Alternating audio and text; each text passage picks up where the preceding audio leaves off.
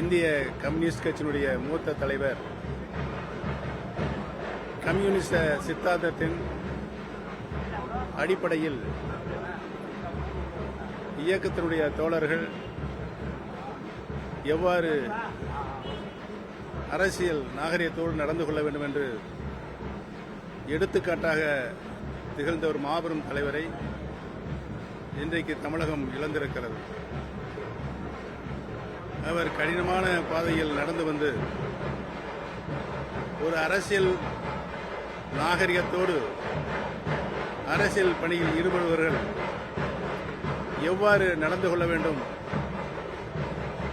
பொது சேவையில் ஈடுபட்டிருப்பவர்கள் எவ்வாறு நடந்து கொள்ள வேண்டும் என்ற அடிப்படையில் அனைத்து அரசியல்வாதிகளுக்கும் எடுத்துக்காட்டாக திறந்த ஒரு மாபெரும் தலைவரை நாம் இன்றைக்கு இழந்திருக்கிறோம்.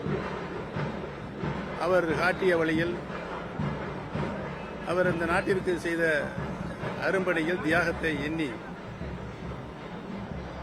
கம்யூனிஸ்ட் சித்தாந்தத்தின் அடிப்படையில் நாம் எவ்வாறு நம்முடைய அரசியல் பயணத்தை செயல்படுத்திட வேண்டும் என்ற அனைத்து நிலைகளிலும் நின்று நல்வாழ்வு கேட்டிய ஒரு நல்ல தலைவரை, பண்பான தலைவரை நாம் இன்றைக்கு இழந்திருக்கிறோம். அவரை இழந்து மனசுத்தியோடு வாழ்ந்து கொண்டிருக்கின்ற கம்யூனிஸ்ட் நண்பர்களுக்கும் தோழர்களுக்கும் ஐயா நல்லகண்ண அவருடைய குடும்பத்தாருக்கும் எங்களுடைய ஆழ்ந்த இரங்கலை தெரிவித்து அவருடைய புகழ், அவருடைய அரசியல் நாகரிகம் இந்த நாடு உள்ளவரை அவருடைய புகழை பாடிக்கொண்டே இருக்கும் என்பதையும் நினைவு கூறுகிறேன். சுதந்திர போராட்ட வீரர், இடதுசாரி இயக்கங்களின் முன்னோடி,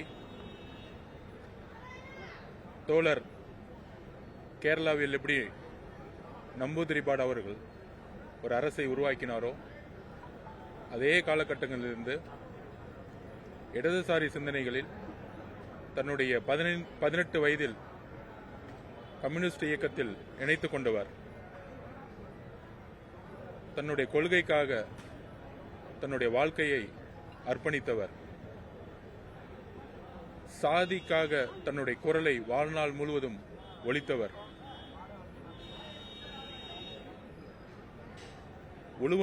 உழுபவனுக்கே நிலம் என்கின்ற கோஷத்துடன் தன்னுடைய அரசியல் வாழ்க்கையை துவங்கி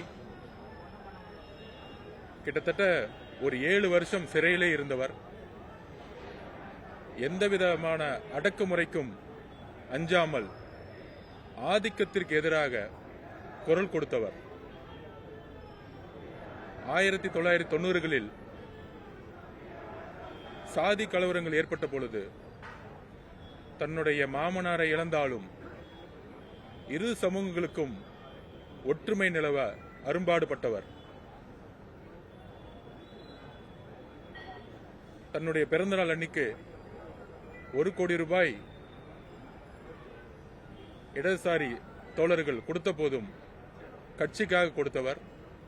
ஏன் தமிழக அரசு விருது வழங்கி 10 லட்சம் ரூபாய் கொடுத்தா கூட முதலமைச்சருடைய நிவாரண நிதிக்கு திருப்பியும் வந்து அளித்தவர். இடதுசாரியுடைய ஆணிவேர், ஒரு மிகப்பெரிய ஆலமரம்.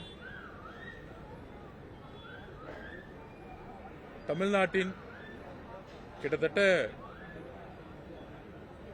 இவருடைய அர்ப்பணிப்பு, இவருடைய எளிமை, இவருடைய நேர்மை இனி வரும் காலங்களில் அரசியலில், குறிப்பாக அரசியலில் நுழைபவர்களுக்கு எப்பொழுதும் ஒரு சரித்திரம், எப்பொழுதும் ஒரு முன்மாதிரி. இடதுசாரி தோழர்களுக்கு மட்டும் இழப்பு அல்ல, ஒட்டுமொத்த இந்திய சமூகத்திற்கும், குறிப்பாக தமிழ்நாட்டு மக்களுக்கும் ஒரு மிகப்பெரிய இழப்பு. அவருக்கு வீர வணக்கத்தை தெரிவித்து அவருடைய ஆத்மா சாந்தி அடைய தமிழக வெற்றி கழகத்தின் சார்பாக எங்களுடைய அஞ்சலியை நாங்கள் பணிவுடன் செலுத்துகிறோம். நன்றி. ஊடக நண்பர்களுக்கு அன்பான வணக்கம். இன்று இந்திய கம்யூனிஸ்ட் கட்சியினுடைய மூத்த தலைவர், நாட்டின் விடுதலை போராட்ட வீரர், தமிழ்நாட்டின் மூத்த தலைவர்களுள் ஒருவர் என்று போற்றப்படக்கூடிய தலைவர், படிக்கிற காலம் தொட்டு லட்சியத்தோடு வாழ்ந்து மறைந்த தலைவர், போற்றுதலுக்கும் எளிமைக்கும் சின்னமான திகழ்ந்த பெரியவர் ஐயா நல்லக்கண்ணு அவர்களுக்கு எங்கள் மருத்துவரையா அவர்கள் சார்பில், பாட்டாளி மக்கள் கட்சியின் சார்பில் ஆழ்ந்த இரங்கலை தெரிவித்துக் கொள்கிறோம். பெரியவர் நல்லக்கண்ணு அவர்களை பற்றி நிறைய சொல்லிக்கொண்டே இருக்கலாம். தன்னுடைய மாணவ பருவ காலம் தொட்டு பொது உடைமை கல்வி கொள்கையில் ஈர்க்கப்பட்டு இறுதி மூச்சு வரை கொள்கை மாறாமல் லட்சியத்தோடு வாழ்ந்து மறைந்த ஒரு தலைவர். அவர் மாணவ பருவத்திலேயே பொது உடைமை தத்துவத்தில் தன்னை இணைத்துக் கொண்டவர். அதோடு எல்லோரிடத்திலும் அன்பாக பழகக்கூடியவர். யாரும் அவரை வெறுக்க மாட்டாங்க. ஏழை எளிய மக்களுக்கு, ஒடுக்கப்பட்ட மக்களுக்கு, அடித்தட்டு மக்களுக்கு தலைமையேற்று பல போராட்டங்களை நடத்தி வெற்றி கண்டவர். என்கிட்ட ரொம்ப பாசமாக இருப்பார். எங்கள் மருத்துவரையா அவர்கள் மீது அதிக மரியாதை கொண்டவர். என்கிட்ட ரொம்ப பிரியமாக இருப்பார். எளிமைன்னா அவர் தான், உண்மைன்னா அவர் தான், நேர்மைன்னா அவர் தான். அவ்வளோ எல்லோருக்கும் பொது வாழ்க்கையில் எடுத்துக்காட்டாக வாழ்ந்த ஒரு முன்னோடியான தலைவர் என்பதை இந்த நேரத்தில் பெருமையோடு சொல்லிக் கொள்கிறேன். ஒரு முறை காங்கிரஸ் கட்சியை சார்ந்த நண்பர் ஒருவர் பேசினார். அவர் பேசும் பொழுது தமிழ்நாட்டில் எங்கள் தலைவர் எளிமையாக வாழ்ந்த பெருந்தலைவர் காமராஜர் ஆட்சி அமைப்போம்னு சொன்னார். அப்போ உடனே அன்றைய முதலமைச்சராக இருந்த கலைஞர் அவர்கள் குறுக்கிட்டு, நானும் காமராஜர் ஆட்சி தான் கொடுக்குறேன், ஆனால் பெருந்தலைவர் காமராஜர் எளிமையாக வாழ்ந்தவர், இன்றும் வாழ்ந்து கொண்டிருக்கிற தலைவர்கள் கம்யூனிஸ்ட் கட்சியினுடைய தலைவர் நல்லக்கண்ணு, அப்புறம் நண்பர் ஜி.கே. மணின்னு சொன்னார். என்னை பற்றி சொல்கிறதுக்காக இல்லை, பெரியவர் நல்லக்கண்ணு அவர்கள் எவ்வளவு எளிமையாக வாழ்ந்தார் என்பதற்கு கலைஞரிலிருந்து, எங்கள் மருத்துவரையாவிலிருந்து, எல்லா புரட்சி தலைவரிலிருந்து எல்லா தலைவர்களும், எந்த கட்சி தலைவர்களும் அவரை ஏற்காத மறுக்காத தலைவர்களே இல்லாத அளவிற்கு தமிழ்நாட்டில் ஒரு எளிமையாக வாழ்ந்த மறைந்த தலைவர். 101 வயது. நீங்கள் நினச்சி பாருங்க, பொது வாழ்க்கையில் அவ்வளோ காலம் வாழ்றது ரொம்ப கஷ்டம். அப்படி நீண்ட காலம் வாழ்ந்து மறைந்த, எளிமையாக வாழ்ந்த, கொள்கையோடு வாழ்ந்த, இன்று லட்சியம் தமிழ்நாட்டிற்கு பேர் இழப்பாக அமைந்திருக்கிறது. அவர் மறைவு என்பது லட்சியத்திற்கு பெரிய இழப்பு. தமிழ்நாடு இழப்பை கண்டிருக்கிறது, லட்சியத்தை இழந்திருக்கிறது என்பதுதான் இந்த நேரத்தில் குறிப்பிட்டு சொல்ல விரும்புகிறேன். ஆகவே பெரியவர் ஐயா நல்லக்கண்ணு அவர்களின் மறைவுக்கு எங்கள் மருத்துவரையா அவர்கள் சார்பில்,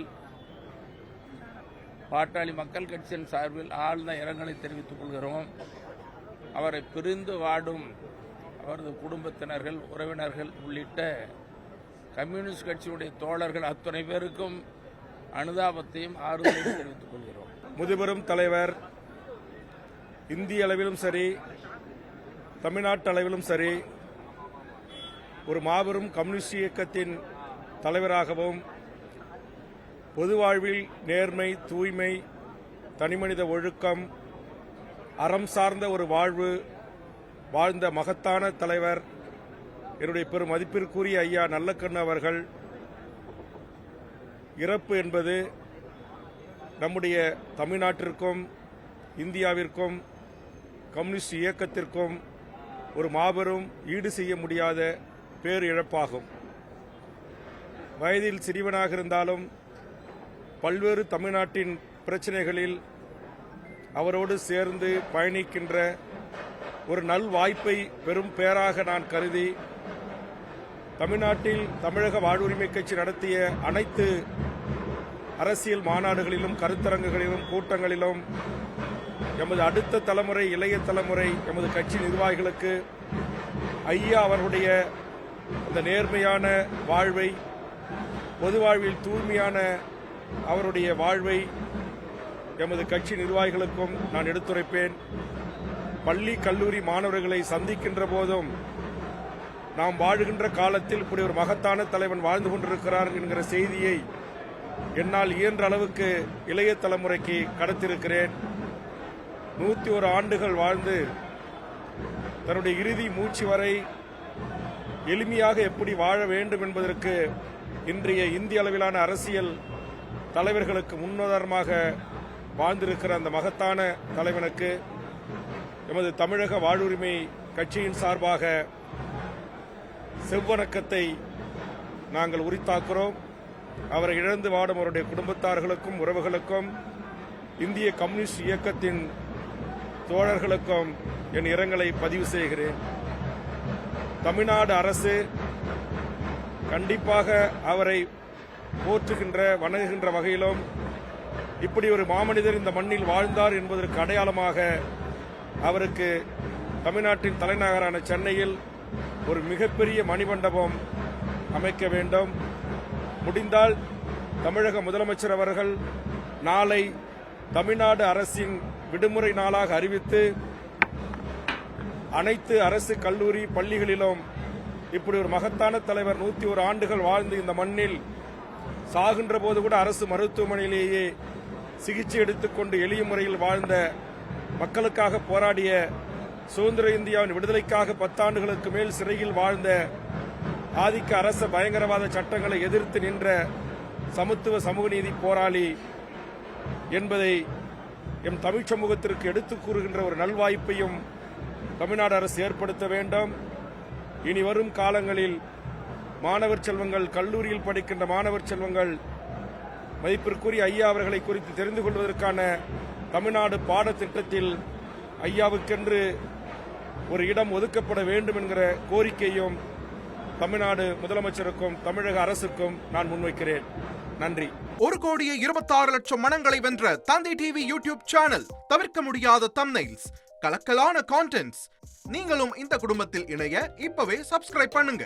அசுரபலம் கொண்ட எங்கள் டிஜிட்டல் கரங்களில் உங்கள் விளம்பரங்களை சேர்க்க வாட்ஸ்அப் பண்ணுங்க. 8939888838. Email advttv@dttv.in.